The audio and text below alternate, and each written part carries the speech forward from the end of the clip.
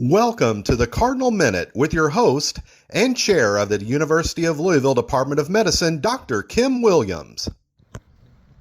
Good morning and welcome to a Cardinal Minute. I'm Dr. Kim Allen Williams, chair of medicine here at University of Louisville, and I'm here with Dr. Amy Yaup of the University of, the Ohio State University, and with our division chief, Dr. Rosemary Ouseph. And we had a wonderful Carrasquer lecture today on hyponatremia.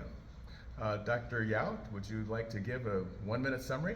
Yeah, I think the key to sodium disorders is to make sure that you're cinching the diagnosis, look at your urine lights, check them frequently, and then when correcting hyponatremia, look at all the electrolytes and choose your correction rate appropriately based off of risk factors.